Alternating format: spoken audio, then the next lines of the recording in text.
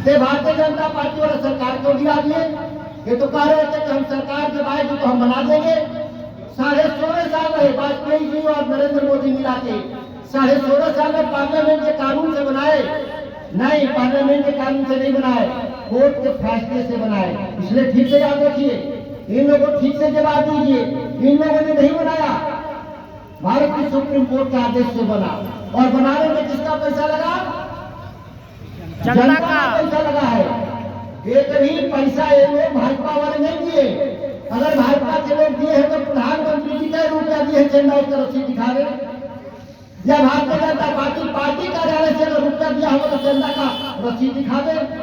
तो जब देश की जनता ही, जब जनता अपने पैसे से बनाई मंदिर और सुप्रीम कोर्ट के आदेश से बना, तो मालिक भाजपा कैसे हो गया? मालिक नरेंद्र मोदी कैसे हो गए?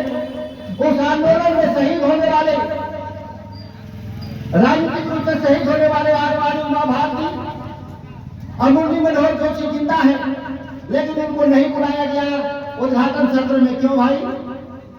इनको कोई मतलब नहीं है।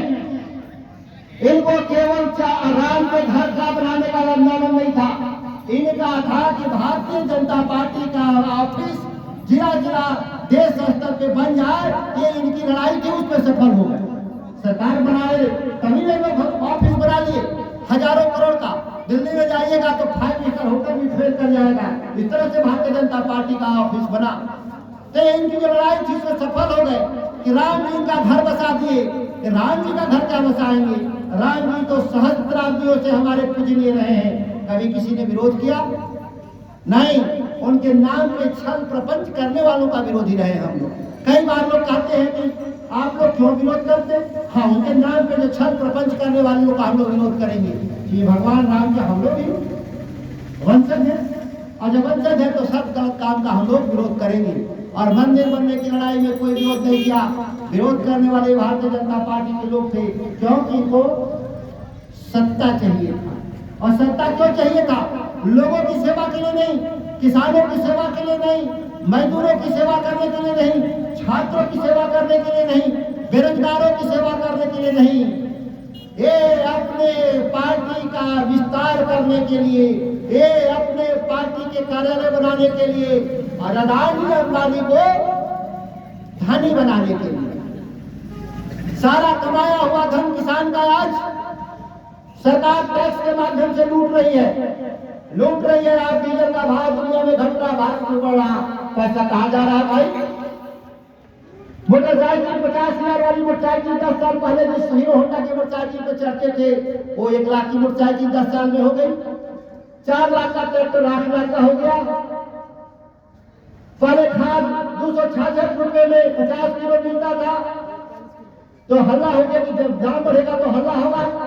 तो क्या किया कि 45 किलो का बोरा बना दिया, आगामी साल से 40 किलो का बोरा कर दिया। दाम वही रह गया, वजन घट गया। ऐसा ठग। और हर चीज का, आप बिस्कुट जाइए तो पहले 200 ग्राम का बिस्कुट था, वो 150 ग्राम का है। कोई ऐसा सामान नहीं जिसका वजन नहीं घटा दिया। पहले दाम बढ़ाता था, वजन घटाता है। ऐसे हेरा फेरी वाले लोग हैं सरकार में बैठे हुए। तो इसलिए इस बात को मैंने कहने के पीछे जो बड़ी लड़ाई है कि आप सजग रहिए। एक ठगों का गिरोह था, 3 लोग का। ठंडा है, ज्यादा समय लेंगे, 2 मिनट में खत्म करेंगे। इसी उदाहरण के साथ तो एक पंडित जी जो बकरी का बच्चा लेकर जा रहे थे अपने कंधे पर, तीनों ठग तय किया कि इसको छीन लेना है। तो अपना तीनों 3 किलोमीटर में खड़ा हो गया। एक 1 किलोमीटर पे खड़ा हुआ है, दूसरे पर खड़ा हुआ है, एक तीसरे किलोमीटर पे खड़ा हो गया था। तो पहला वाला ठग बोला पंडित जी से, ये कंधे पर आप कुत्ता का बच्चा क्यों लेके जा रहे हैं? तो बड़ा गुस्सा हुए, ये बकरी नहीं दिख रहा तुमको, बकरी का बच्चा है, तुम कुत्ता का बच्चा कह रहा है। फिर जब दूसरा किलोमीटर पे गए तो दूसरा वाला ठग फिर वही बात कहता है, कुत्ता का बच्चा बाबा कहाँ लेके जा रहे हैं? तो दोबारा वो देखिए बकरी के बच्चे को, सही में बकरी है कि ये कुत्ता का बच्चा है? नहीं नहीं, ये बकरी का बच्चा है। तीसरे किलोमीटर पे गए तो तीसरा का ठग मिल गया। कहा कि बाबा सुबह नीचे दे, ये कुत्ता का बच्चा रख ले बड़ी कंधा पर। अब बकरी का बच्चा को पंडित जी फेंक के वो चले गए। तो ये वो लोग हैं भारतीय जनता पार्टी, आपकी संपत्ति को पूरा का प्रचार करके जब चाहेंगे आपका हाथ से ये छीन लेंगे। ऐसे धोखेबाजों के साथ और पवन राज जी तो चंदेश चौक को बड़ा बनाना ही चाहते हैं, इसीलिए हम लोग इसको कभी भी पीछे नहीं रहेंगे। चौक पर शौचालय का निर्माण है कि हो जाएगा, ये तो काम हम अपने विधायक निधि से भी कर देंगे। और लाइट लगाने वाला तो पावर मुखिया जी लोग को दिया है, लेकिन मुखिया जी नहीं करेंगे तो हम जुगाड़ करेंगे, क्या करेंगे, कहीं से करेंगे।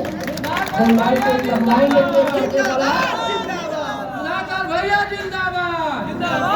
आप साथ ही इस कड़ाके की ठंड में आए, सभी लोगों का अभिनंदन करते हुए, स्वागत करते हुए, नव वर्ष की शुभकामना देते हुए और लोकसभा के चुनाव का मैं आपको न्योता देते हुए कि 2024 का लोकसभा का चुनाव यह भारतीय राजनीति के लिए टर्निंग पॉइंट है कि आप अपने बच्चों के भविष्य को बचाएंगे, किसानों के भविष्य को बचाएंगे, गरीबों का भविष्य को बचाएंगे, या वो ठगों के हाथ में जो जुमला के आधार पर सरकार बनाने और चलाने वाले लोगों के साथ देंगे।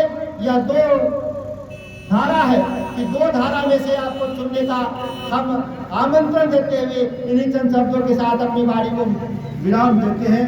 जय हिंद, जय राष्ट्र।